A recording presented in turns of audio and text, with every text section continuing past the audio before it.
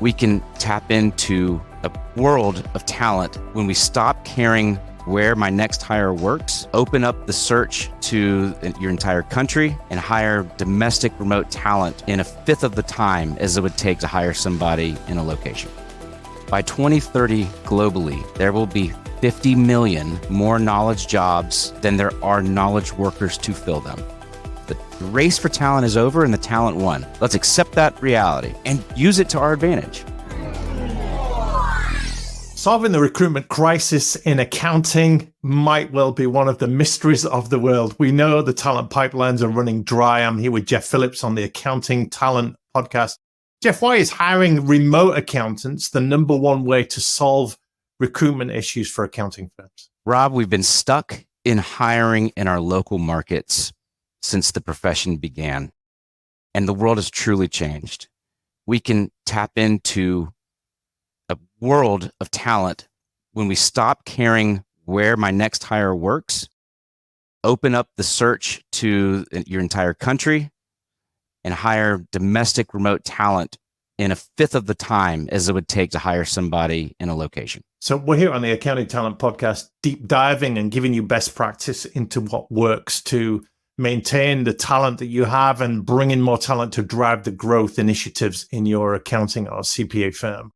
We're talking here about the shift to remote, Jeff. It's happened already, hasn't it? We've hit talent stack in different shows, and we've proved already that you cannot fill the vacancies that you have and bring on the new people that you need in your own marketplace, your own geographical location. So we're going to have to spread the net a little bit further. Just define for us domestic remote staffing. What are we playing with here?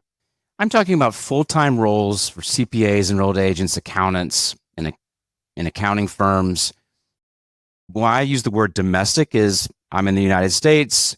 If it's a job that requires a CPA, I'm talking about hiring American CPAs. But if you're in Raleigh, North Carolina, where there are 1,500 CPAs, don't hire in Raleigh. Hire a remote U.S. CPA where you can tap into a pool of 660,000 potential job candidates who, by the way, want to work remotely. Yeah, other countries are available. It would work just the same in the UK here and other countries, in that you will not find the accountants you need living within a 20-mile radius of your office. So we're going domestic. We're not specifically talking about international right now on the whole bigger outsourcing, offshoring piece specifically, but we are saying within your own country, not on your doorstep, there are domestic remote staff that are willing to work if you can give them a remote option. You know, Rob, we talk about the talent crisis, right? That's why we are together. I co-founded a staffing company, AccountingFly, and for 8 years now, all we do is place remote US-based CPAs into accounting firms and some accounting teams in corporations. AccountingFly is getting between 900 and 1,000 applicants weekly. What? Yes. Into the remote jobs that we are trying to fill. And so, yes, I understand there's a talent shortage, and I understand that the AICPA and the powers that be are going to try to fill that talent pipeline, and I believe that they will. But if I'm a hiring manager today, and I'm a partner in a small firm, there is an option where I can fill that role with the best player for the position in 4 weeks. It just takes a fresh take. It just takes a different perspective, but they are out there. I spoke to a firm recently that had an audit position that had been open for a year. I mean, how much is that hurting that firm? I spoke to another firm that said, we've just won a contract with a new client. If we do not hire 7 people in the next 3 months, we're not going to be able to deliver on this accounting work. So we know there are challenges out there. Jeff, we've spoken before about the new talent stack. It's a wonderful phrase that you've coined. Just tell us what it is. It's the new organizational chart for accounting firms, Rob. And it taps into the very best options available to be able to fill jobs predictably and reliably. That's what we've lost. Because of the talent issues we're having, we've lost the ability to have this old system that used to work for us, where we knew if we put a now hiring sign out on the front door, somebody would come in. And that doesn't work anymore. So the new talent stack is a way of looking at it differently. So where you have core functional senior positions that are in the office or fully remote, supported by remote freelance project-based interim talent, and supported by offshore global lower cost talent, all supported by technology to help automate many of the functions inside the firm. So there's profit margin opportunities. And more importantly, there's opportunities to predictably and reliably fill roles. You want to sell your firm? You got to prove to the buyer that we can predictably and reliably fill roles to service the clients that we're getting. And this new talent stack is proven to deliver that. So we're talking about domestic hires here that are not in your market specifically, not in your geographical location. And the essence is that we're opening up the search to the entire country that you live in. So for the US, how many CPAs are in America? Just shy of 700,000. So you're talking about tapping into that instead of, say, the 50 or 100 that might live in your town, or the few thousand that might live in your city. This just widens the talent pool, doesn't it, Jeff, if we can do this?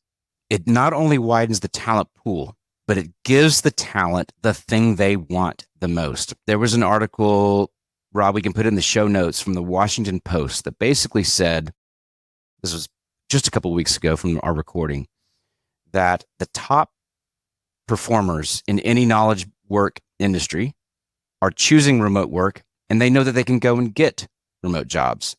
And so this push to try to hire in the office or move back to the office is getting pushback from our best people, because they know, and this is very true for public accounting, that they can find a high-paying remote job with the flexibility they want very, very easily. That is why we're getting so many applications at AccountingFly, is because I want remote work. I'm a top performer. I want this opportunity. What about, particularly in the US, you've got different states, different sales taxes, different regulations. Is it a problem if someone's in Texas working for a New York firm with a lot of New York clients, Jeff, for example? Not really, no. I mean, there are a couple of states with very complex tax systems. Ohio is a state that has not only state tax, but also municipal and local tax. But I've been involved with hundreds of hires at firms in the state of Ohio. So this is a training gap that needs to be addressed if you're hiring outside of the state of Ohio. But generally speaking, no. A CPA, if you're licensed in the state of Florida, you can do work in any other state in the United States. So what are the advantages for hiring remote domestic talent? Well, you already mentioned the first one. By expanding the search to an entire country, you increase the likelihood you can find the best player for the position. I will tell you a story about a firm on the West Coast that was competing against the Silicon Valley finance teams and very high wages. Imagine being a small accounting firm in Silicon Valley trying to compete with those high-paying jobs. They had a tax manager position open for over a year. Tax managers are hard to find. Over a year, we tried to convince them to go remote.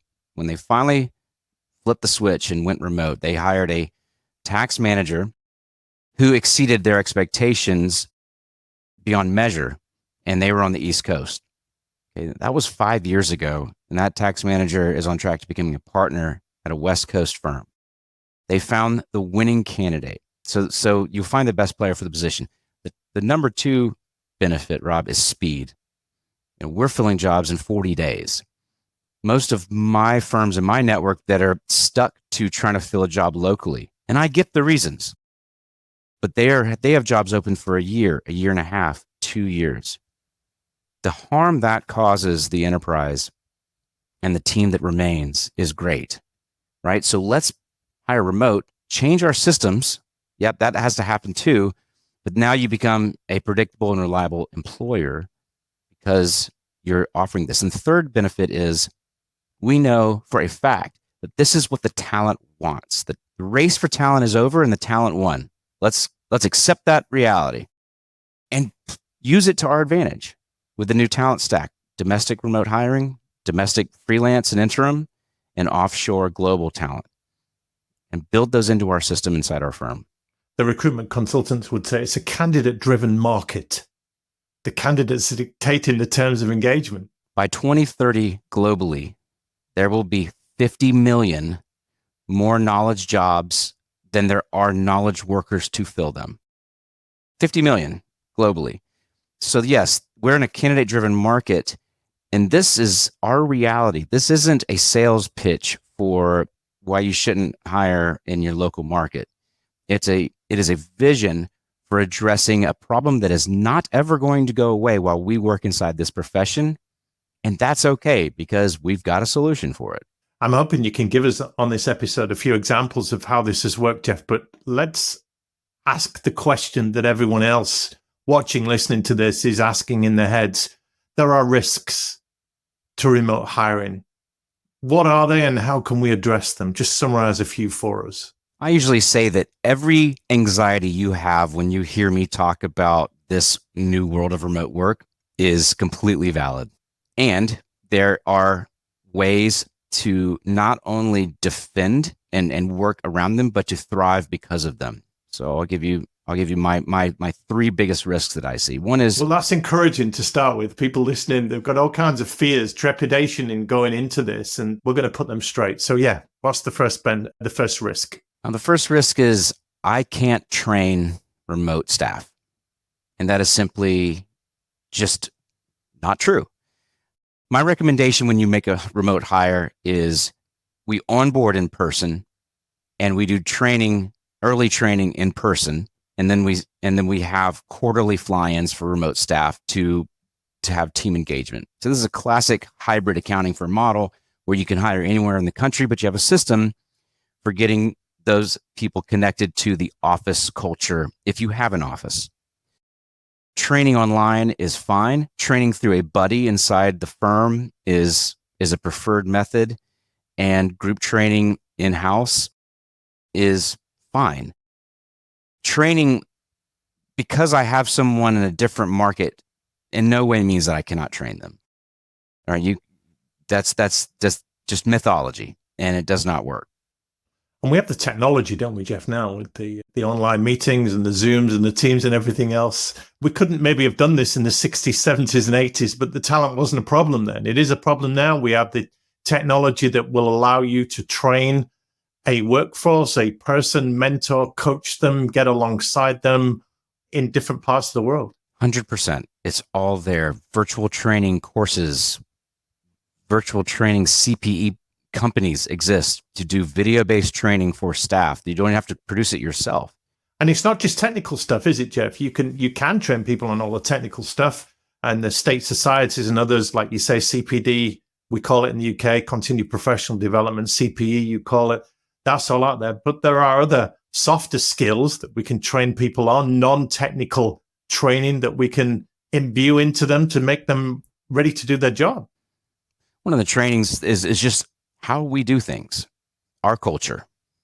Right. So we start that, go back to our onboarding episode. We start our onboarding with a vision day with the hiring manager or a partner. Here's where we're going. Here's how you're going to help us. And that's a day. We're not filling out paperwork on onboarding. And you're starting to speak here, Jeff, to culture, which is another fear that people have of, if my staff are remote, how do I drive culture? Right.